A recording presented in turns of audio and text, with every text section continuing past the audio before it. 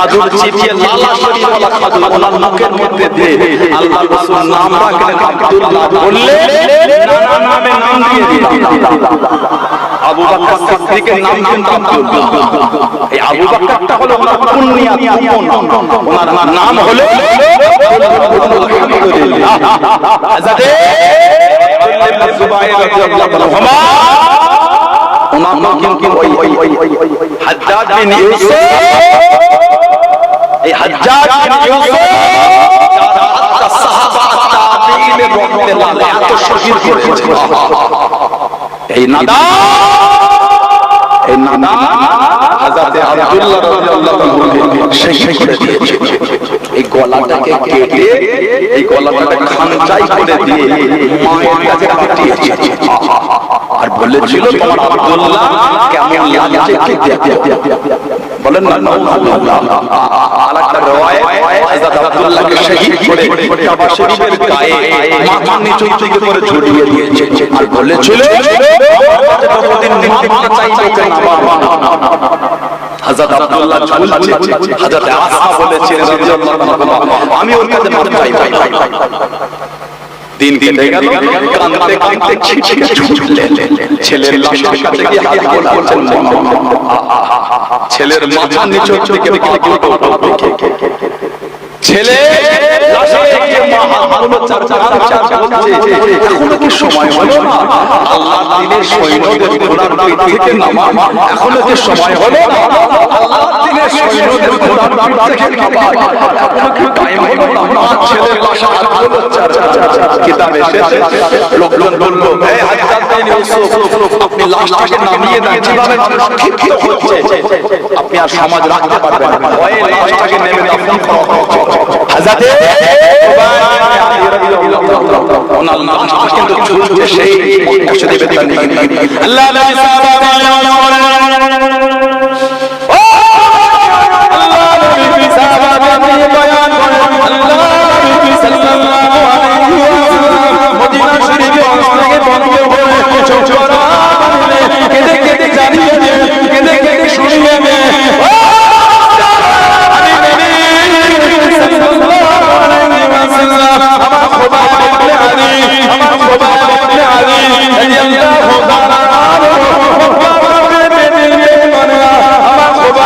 শহীদ করে দিয়েছে বাবা। মাথাটা নিচু দিকে পাথর কবর দিকে আমার বাবাকে ছড়িয়ে দিয়েছে বাবা। তোমাদের মধ্যে কেউ কি আছো বাবা? আরে নবী সাল্লাল্লাহু আলাইহি ওয়াসাল্লাম আমার বাবা ইবনে আদি, আমার বাবা ইবনে আদি ও কে বাবা ও কে দেবে বাবা। আমাদেরকে দেখতে দোয়া চাইবো ইয়া রাসূলুল্লাহ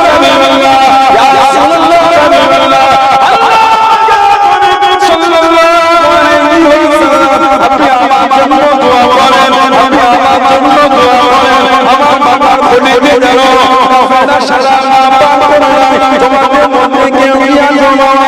আসাদে মিগদাদ ইবনে আওয়াম, আসাদে সুবাইর ইবনে আওয়াম রাদিয়াল্লাহু তাআলা দুজনে দাঁড়িয়ে ইয়া রাসূলুল্লাহ আমি মিগদাদ ইবনে আওয়াম, আমি সুবাইর ইবনে আওয়াম আমরা দুজন যাব। আল্লাহ নবী দাঁড়িয়ে আমার সুবাইর ইবনে আদি ওই লাশটাকে ঝুলিয়ে নিয়ে চলে এলো চতুর্দিকে ঘুরে ঘুরে তোমরা কি আনতে পারবে বাবা? তোমরা কি আনতে পারবে বাবা? আসাদে মিগদাদ ইবনে আওয়াম, আসাদে সুবাইর ইবনে আওয়াম দুজনে দাঁড়িয়ে দিয়েছে ইয়া রাসূলুল্লাহ ইয়া রাসূলুল্লাহ আল্লাহ আপনি যদি দোয়া করেন আমরা দুজন যাব।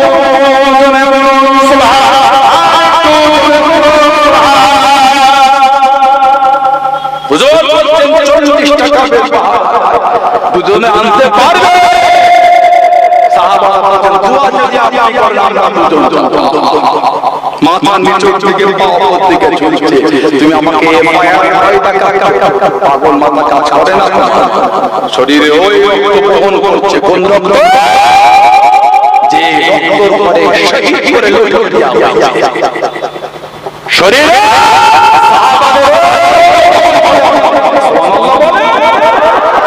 তিনটে কেসের ভয়ে তাকে কাছে পাওনা পাগল করে ফেলে। আমার রাসূলের বিষয় চলে এলে বুকটা চিরে রক্ত দিতে তৈরি আছি আমরা। আর জোরে বলা যাবে মা ভাইরা বাচ্চারা ছেলেরা হযরতে জুবাইর রাদিয়াল্লাহু হুজুরের নিজের ফুফুতো ভাই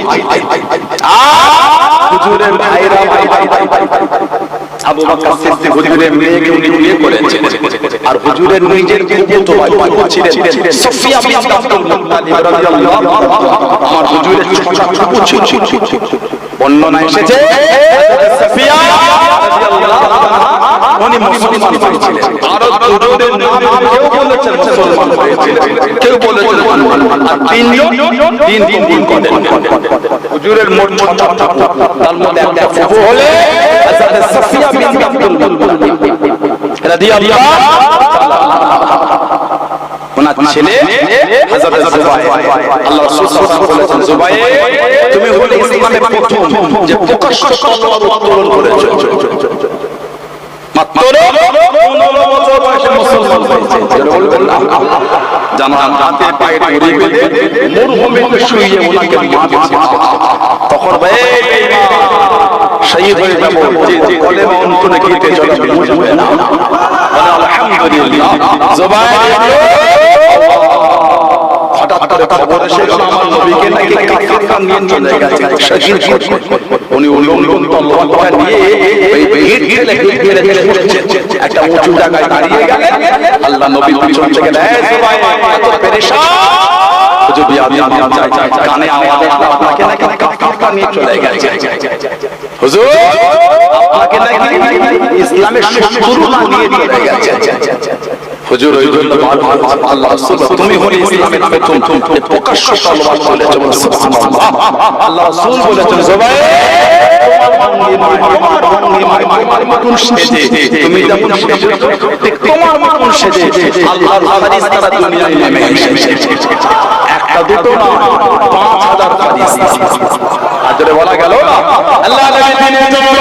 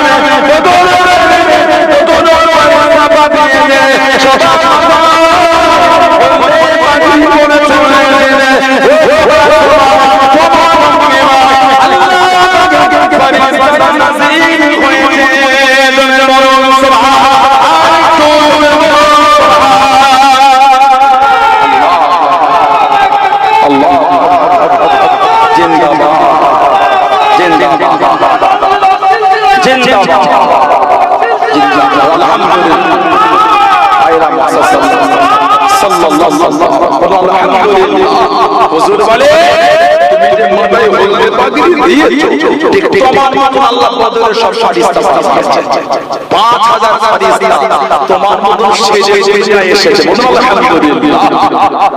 উনি উঠে দাঁড়ালেন আমি তো আলাদা কে মিকদাদ ইবনে আমর ইসলামের একটা যুদ্ধ হচ্ছিল নাম ছিল খন্দক। হাদিস আমরা জানি মদিনা শরীফে একটা জমিন আছে বলা হয় খন্দকের ময়দান। সাবা মসজিদ সাবউন মানে আরবিতে সাতকে বলে সাবউন মানে সাত সিত্তাত 6 খামসা সাবা মসজিদ সাতটা মসজিদ মসজিদে হযরত ফাতিমা মসজিদ হযরত হাসান মসজিদ হযরত হুসাইন মসজিদ হযরত আলী রাদিয়াল্লাহু আনহুম আজমাইন ওইখানে সব আছে। ছোট্ট বড় পাহাড়ের উপর মসজিদ আলী আছে। ওটা খনন হয়েছিল। সব মিলে বক্তব্য করছেন। আল্লাহ নবী সাল্লাল্লাহু আলাইহি ওয়াসাল্লাম সাহাবাদের সাথে হুজুরও বক্তব্য করছেন। আমার হুজুরের শরীর পুরো ঘেমে লেগে যাচ্ছে, সাহাবাদের সাথে হুজুর নিজের মাথায় করে মাটি কোনো তুলে তুলে অন্য জায়গায় সরাচ্ছে। বলুন না সুবহানাল্লাহ। আর একটু ধরে বলা গেল হযরত মিকদাদ ইবনে আমর কানতে কানতে ঘরে চলে গেলেন। ঘরে গিয়ে ছোট ছোট করে দুধ ছিল, দুধ লবণ, ওটাকে দিয়ে লুকিয়ে লুকিয়ে এসে আমাদের হুজুরকে সালাম দিয়ে বলে, ইয়া রাসূলুল্লাহ, আপনারা তো কষ্ট সহ্য করছেন, আপনি আমাদের সঙ্গে মাটি বইছেন, ইয়া রাসূলুল্লাহ, হুজুর আপনার শরীর থেকে কি মোবারক ঝরছে, এত কষ্ট হয়, হুজুর আপনার কষ্ট সহ্য করতে পারে, হুজুর একটু পান করে না, আমরা খাই আর না খাই একটু খেয়ে না, ইয়া রাসূলুল্লাহ। আমার নবী ওই দুধের পাত্রটা নিয়ে একটা উঁচু জায়গায় দাঁড়িয়ে হুজুর সাহাবা, ও আমার সাহাবারা এসো আমার কাছে এসো, সাহাবা সব হুজুরের কাছে গেলে ওই পাত্র বার করবে, তোমাদের ভাই মিকদাদ ইবনে আমর দুধ এনেছে, আসো সবাই মিলে পান করি, জোরে বলুন আর একটু জোরে বলা গেল না। এত ভালোবাসতেন সাহাবারা কে মিকদাদ ইবনে আমর। আল্লাহ নবী দিনের জন্য বার হয়ে গেলেন।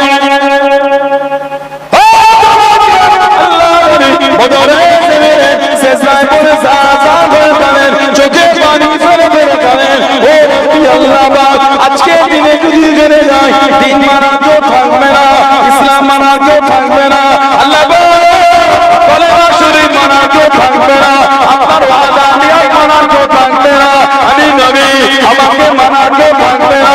আল্লাহ নবী সাল্লাল্লাহু আলাইহি ওয়াসাল্লাম সাজার করে চোখে পানি ফেলে ফেলে যায়। ও আসাদে মিকদাদ ইবনে আমর রাদিয়াল্লাহু তাআলা আল্লাহ নবী কাছে দেখে দাঁড়িয়ে গেলেন, পাশে দেখে দাঁড়িয়ে দাঁড়িয়ে চোখরা পানি নিয়ে কেঁদে কেঁদে দাঁড়িয়ে গেলেন, ইয়া রাসূলুল্লাহ হাবিবাল্লাহ, শেষরা থেকে মাথাটা উঠে না, শেষরা থেকে মাথাটা তুলে না, আপনি আর কাঁদবেন না, ইয়া রাসূলুল্লাহ হাবিবাল্লাহ, আমরা আপনাকে মুসানবী উম্মতের মতো বলবো না, আপনি আর আপনার আল্লাহ ফেরাউনের বিরুদ্ধে যুদ্ধ করেন, আপনি আর আপনার আল্লাহ ফেরাউনের বিরুদ্ধে যুদ্ধ করেন, আমরা আপনাকে বলবো না, ইয়া রাসূলুল্লাহ হাবিবাল্লাহ, শরীরের মধ্যে এক ফোঁটা রক্ত পড়া পর্যন্ত আপনাকে রেখে যাব না, জয় বলুন সুবহানাল্লাহ, আর তো জয় বলুন সুবহানাল্লাহ। হুজুর আপনি সিজদা থেকে মাথাটা তুললেন, শরীরে যতগুলো এক ফোঁটা রক্ত থাকবে আপনার কাঁধে কাঁধ মিলিয়ে পাশে দাঁড়িয়ে যুদ্ধ করে যাব, বলুন সুবহানাল্লাহ। সেই মিকদাদ ইবনে আমর উনি বলতে, হুজুর আমিও যাব। আপনি যদি বলে দুজন কি হযরত খুবাইব ইবনে আদি হুজুরের লাশটাকে নিয়ে আসবে, হুজুর বললেন যাও। কিতাবে এসেছে রাত্রিরে দুজনে সফর করতেন, দিলে লুকিয়ে যেতেন, রাতে যেতে দিলে লুকাতেন, এইভাবে গিয়ে গিয়ে মক্কা শরীফের পাশে তানঈমে চলে গেলেন, লুকিয়ে লুকিয়ে ওনার লাশটা দেখছেন ঝুলছে, 40টা কাফের পাহারা দিচ্ছে। হুজুরে লাশ ঝোলে 40 জন কাফের ঘিরে পাহারা, আল্লাহর হুকুম একটা টাইম 40 জন কাফের বেহুশ হয়ে জমিনে পড়ে গেল, জোরে বলা গেল না। হযরত মিকদাদ ইবনে আমর, হযরত সুবাইর ইবনে আওয়াম রাদিয়াল্লাহু তাআলা দুজনে চলে গিয়ে লাশটাকে খুলে নামিয়ে ঘোড়াতে তুলে মদিনা শরীফে পার হয়ে গেলেন, মদিনা শরীফে যেতে লাগলেন। কিছুক্ষণ পরে 40 জন কাফের হুশখানা বেঁধে গেল, হুজুরের লাশটাকে পেলেন না, হুজুরের লাশটাকে পেলেন না, পিছনে পার হয়ে গেল, ঘোড়া পায়ে ছোপ থেকে পিছনে পার হয়ে গেল, কাছে কাছে পৌঁছে গেল, কাছে কাছে চলে গেল। আল্লাহ পাকের হুকুমে আল্লাহ নবী সাল্লাল্লাহু আলাইহি ওয়াসাল্লাম নূরে জামান শরীফের আওয়াজ কানে বেশি বেশি শুনে যায়। ও বাবা খুবাইব, ও বাবা মিকদাদ ইবনে আমর, ও বাবা সুবাইর ইবনে আওয়াম, আমার খুবাইব ইবনে আলী, আমি নবী সাল্লাল্লাহু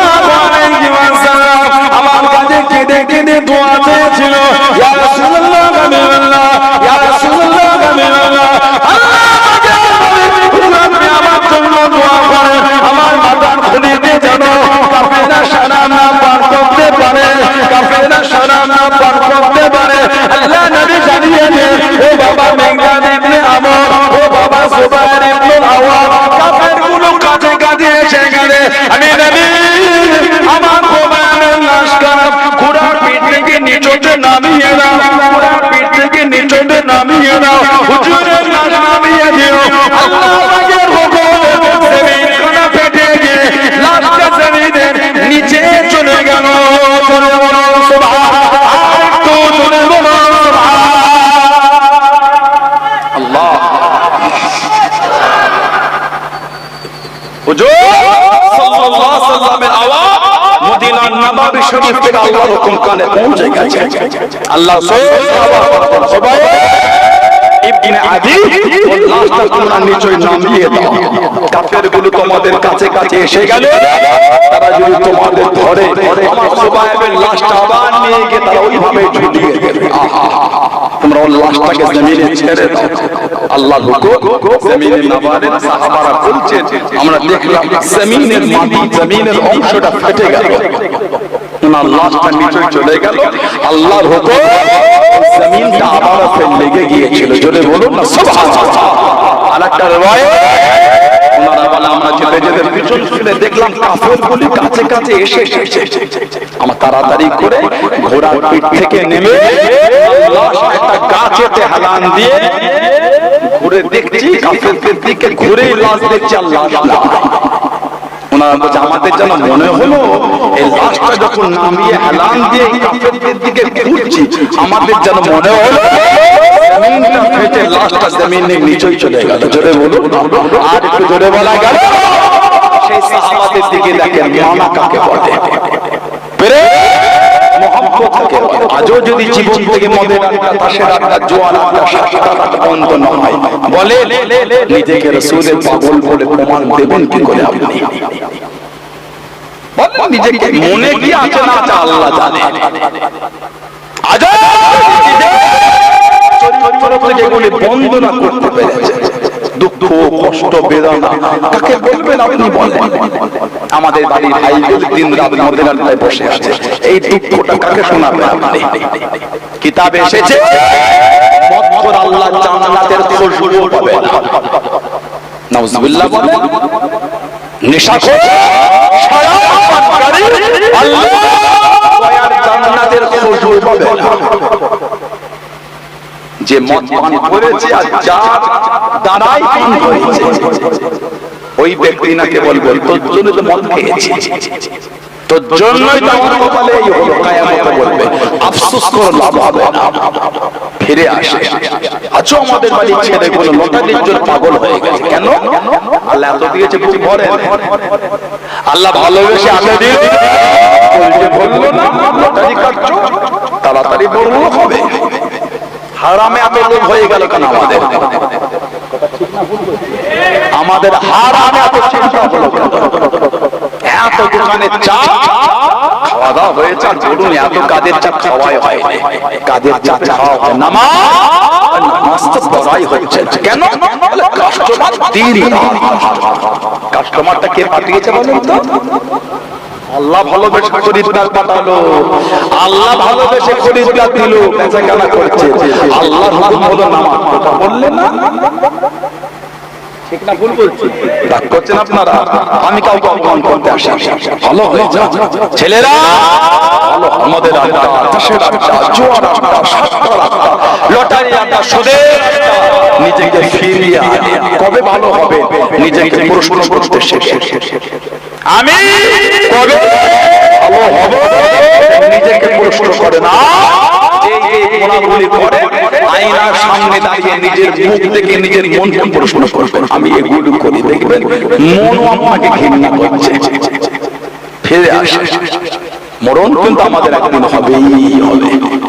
সবাঘর 16 আনার কবরস্থানে গিয়ে দেখেন, এই সবাঘর জলসায় ফুরফুরার একটা হুজুর কিন্তু প্রতি বছর থাকতেন। কে বলেন তো? আমাদের জানা পীর আলহাজ গোলাম রহমান সিদ্দিকী হুজুর রাহমাতুল্লাহ নওমুরুল্লাহ বরকত আল্লাহ হুজুর কিবলার কবরকে আল্লাহ জান্নাতের নূর আল্লাহ নূর করে দেন। বলুন আমিন। জোরে বলা গেল না?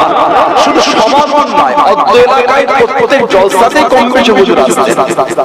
আপনার সাথে কঠিন ভালোবাসা একটা হুজুরের সাথে, কি ঠিক না ভুল বলছে বলেন? চাচাজান হুজুরের সাথে ছোট কি বড় কি বড় কি ছোট সবার সাথে একটা ভালোবাসা। হুজুর এত ভালোবাসতেন, আলহামদুলিল্লাহ। হুজুর কিন্তু আল্লাহ কথা বলেন তো হুজুর, হুজুর আল্লাহ দেখে নিয়েছি, আর আসবে না। একদিন আপনিও বিলীন হয়ে যাবেন, আমিও চলে যাব, জবাব কি দেব? আল্লাহ সাবের জামিল। এত ভালোবাসা দিয়ে নাম শুনে কেঁদে পাগল হয়ে যাচ্ছে। এর ভালোবাসা এটা কি অন্য কিছু না, ভালোবাসা অর্থ দিয়ে হয় না, ভালোবাসা এখান থেকে হয়। সুবহানাল্লাহ বলে, ভালোবাসা টাকা দিয়ে নয়। এখানে এতগুলো মানুষ বসে আছে, এতগুলো লোক দাঁড়িয়ে আছে, সব কিন্তু গরিব না, কোটি টাকার মালিকে বসে আছে, জমি জায়গা বাড়ি গাড়ি লরি ট্রাক্টর জেসিবি মেশিন কি নাই বলে, ঠিক না? কোটি কোটি টাকার মালিক আছে, কাউকে বলতে হলো না বসো, যে যেখানে জায়গা পেয়ে যখন বসে গেছে, জায়গা পায়নি দাঁড়িয়ে আছে, পিছনের দিকে কিছু কিছু চটের গুলো লেগে আছে, তাই বসে আছে। কেন? আল্লাহর রাসূলের ভালোবাসা। জোরে বলে, আর জোরে বলা গেল কেন? আল্লাহ ওয়ালাদের দুটো কথা সমান ভালোবাসা। জোরে বলো, আমার কি আছে? আমি গোলামের বাচ্চা, গোলাম আমার কি আছে? সব বসে আছে, আল্লাহ রাসূলের প্রেমে বসে আছে। ধনী লোকটাকে বলতে হলো না এই চটটাই বসো, ধুলো তো কি হয়েছে, হুজুরের আলোচনা সম্ভব, ধুলো দেখবো আমি গোলামের বাচ্চা, গোলাম ধুলোতেই বসে আছে। আমার হুজুর এমন ছিল, দুনিয়ার বাদশাহ কথাটা এত সুন্দর, ওই কথা শুনি পাগল হলো। এটাই হলো মুহাম্মদ। আর এই মুহাম্মদ আল্লাহ ইনশাআল্লাহ কিয়ামত আল্লাহ আমাদের হুজুরের কাতারে মিলিয়ে দেবে। আল্লাহ রাসূল বলেছে, আল মারউ মা মান আহাব্বা, আল মারউ আহাব্বা, যে যাকে ভালোবাসবে আল্লাহ সেখানে তার সাথেই রাখবে। আমাদের ভালোবাসা সরকারের দোয়া দুনিয়ার বাদশার সাথে সাল্লাল্লাহু আলাইহি ওয়াসাল্লাম, আমাদের ভালোবাসা সাহাবাদের সাথে, আমাদের ভালোবাসা ইমামদের সাথে, আমাদের ভালোবাসা বুজুর্গদের দিনদের সাথে, আমাদের ভালোবাসা আল্লাহ ওয়ালাদের সাথে, আমাদের ভালোবাসা যাতে হাজী মাওলানা মুস্তাফা মাদানী হুজুরের সাথে, আমাদের ভালোবাসা মুজাদ্দিদুল জামানের সাথে, আমাদের ভালোবাসা সিফাতি আলী ওয়াইসি হুজুরের সাথে, আমাদের ভালোবাসা পাঁচ হুজুরের সাথে, আমাদের ভালোবাসা আব্দুল মাহমুদ ফারুকী হুজুরের সাথে, আব্দুল দেয়াস হুজুরের সাথে, আমাদের ভালোবাসা সৈয়দ আহমদুল্লাহ সাহেবের সাথে, আমাদের ভালোবাসা আল্লাহ পাকের নেক বান্দাদের সাথে। ইনশাআল্লাহ আল্লাহ জান্নাতে দানাতের কাতারেই আমাদের দান করাবেন। বলেন আল্লাহুম্মা আমিন।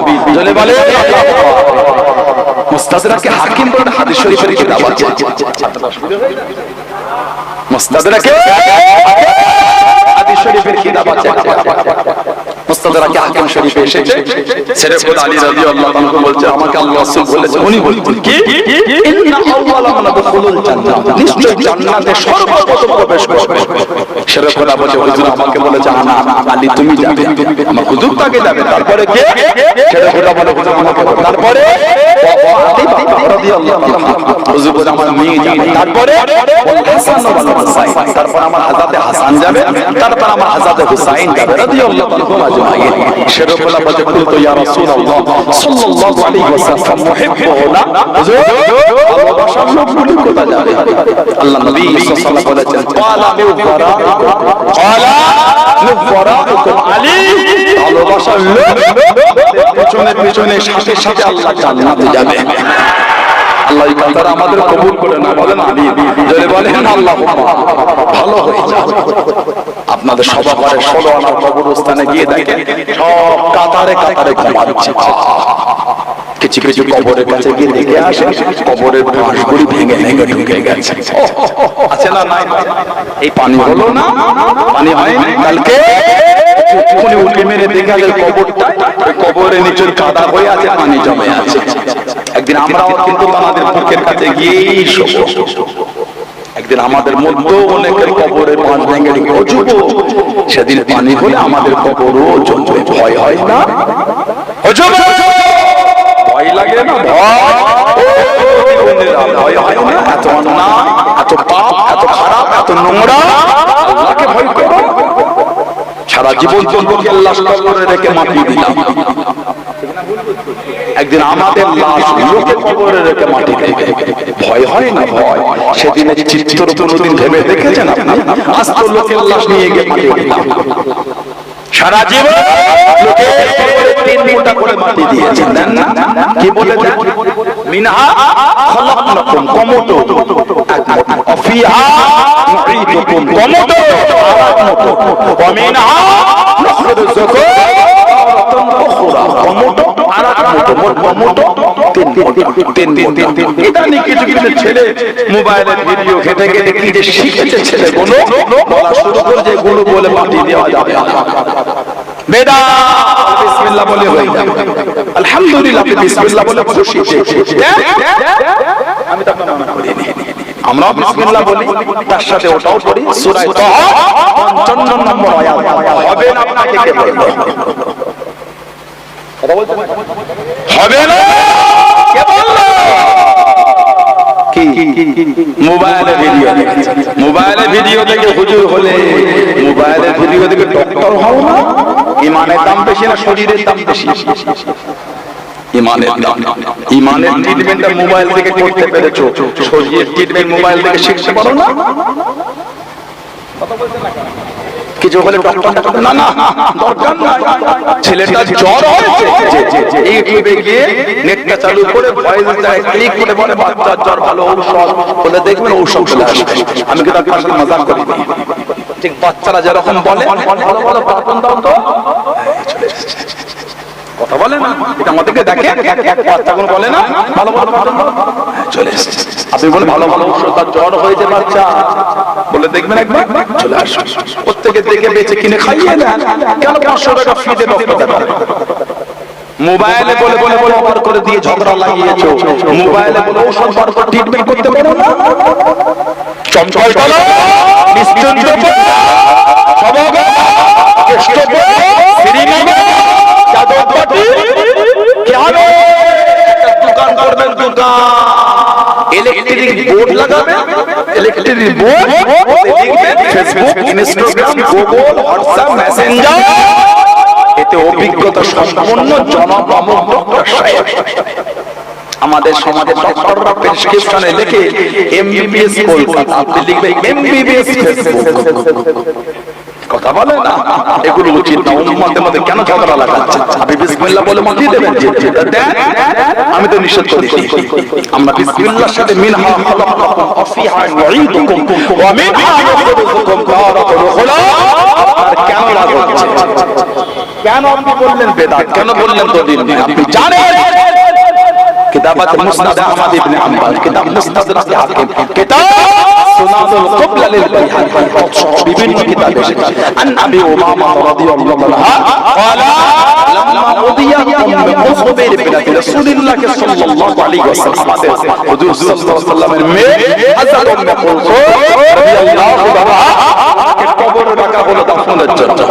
قال رسول الله صلى الله عليه وسلم, আমাদের নবী পাক সাল্লাল্লাহু আলাইহি ওয়াসাল্লাম বলেছে মিনহা খালাকনাকুম ওয়া ফিহা নুঈদুকুম ওয়া মিনহা নুখরিজুকুম তারাতান উখরা। আমাদের হুজুর নিজে বলে হুজুরের মেয়েকে দাফন করেছে। আপনি বলেন দলিল নাই বেদাত। আরেকটা riwayat আল্লামা হাফেজ ইবনে কাসির রাহমাতুল্লাহ উনি একটা তাফসীরের কিতাবে তাফসীর ইবনে কাসির বলে কিতাব লিখেছেন। এই তাফসীরে কাসির আল্লামা ইবনে আল্লামা হাফেজ ইবনে কাসির রাহমাতুল্লাহ তাফসীর ইবনে কাসিরের মধ্যে হাদিস শরীফ নকল করেছেন। হাদিস الذي في السنن, সুনানের কিতাবে জিকির হয়েছে আল্লাহ রাসূলুল্লাহ সাল্লাল্লাহু আলাইহি ওয়াসাল্লাম হাদর জানাজা, নবী পাক একটা জানাজায় হাজির হলেন। ফালাম্মা মানে যখন ফালাম্মা দুফিনাল মাইয়িত, যখন মাইয়িতকে দাফন করা হচ্ছে, আখাযা কাবতাতান মিনাত তুরাব, আল্লাহ নবী সাল্লাল্লাহু আলাইহি ওয়াসাল্লাম উনি এক মুঠো মাটি দিলেন। ফাআলকাহা ফিল কবর, ওই মাটিটা হুজুর কবরে দিয়ে দিলেন। হুম্মা আতবার ক্বালা, আমাদের নবী বললেন মিনহা খালাকনাকুম, হুম্মা আতবার আখাযা, হুজুর আবার মুঠো মাটি দিলেন। আল্লাহ নবী আবারও বললেন কি ফিহা হুম্মা আতবার আখাযা উখরা, নবী পাক আবার মুঠো মাটি নিলেন কবরে রেখে আবারও বললেন মিনহা নুখরিজুকুম তারাতান উখরা। হুজুর তিন মুঠো মাটি, তিন মাটি এই আয়াত বলে তিন মুঠো মাটি কবরে দিয়েছে। জোরে বলেন। আর আপনি বলেন দলিল নাই, ঝগড়া লাগালে উম্মতের মধ্যে কাজ খুঁজে পাও না। কে শিখিয়েছে? আমাদের ঘরের ছেলেগুলো নামাজ পড়ে নবীর নিচে হাত বাঁধলে ইদানি কি জীবিত যুবক ঠিক না, আর আমাদের ছেলেগুলোকে কামড়ায়, এটা দলিল নাই রে, এটা ভুল রে, এটাই ঠিক। কেন বললেন? আপনি বুকে বাঁধেন, আমি আপনাকে বলবো না যে নামাজ পড়েন না, আমি এটা বলবো না, আপনি বলতে শিখেছেন, আমি বলি না। নামাজ হাত না বাঁধলো নামাজ হবে। মক্কা শরীফে যারা গিয়ে জিজ্ঞাসা করবে, কিছু কিছু লোক তাহার ইমামের হাত ছেড়ে রেখেছে, হাত বাঁধেই এইভাবে রেখে দিয়েছে, এখানেও নেই এখানেও নেই এখানেও এইভাবে রেখেছে। বলতে পারবেন নামাজ হবে না? কেন বললে নামাজ হবে না? আলহামদুলিল্লাহ সেই আমল আমরা করছি, সুবহানাল্লাহ বলেন। ইমাম আবু ঈসা তিরমিজি রাহমাতুল্লাহ, তিরমিজি শরীফের মুসান্নিফ, যদি জীবনে যদি পড়েন আপনি আল্লাহু আকবার, গোটা কিতাবটা অন্ধ অবস্থায় লিখেছেন। আর জোরে বলবেন না? যুবকগুলো জোরে বলা গেল, অত মোটা কিতাব চোখে দেখতে পায় না লিখে ফেলেছে। আল্লাহর রাসূল সফরে বার হয়ে গেলেন,